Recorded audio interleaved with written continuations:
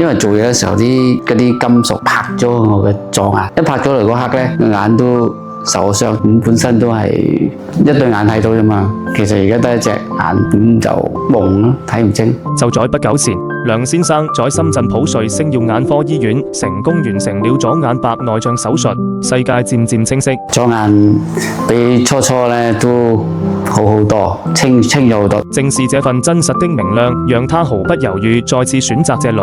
劉院長嚟嘅，幾好細心嘅。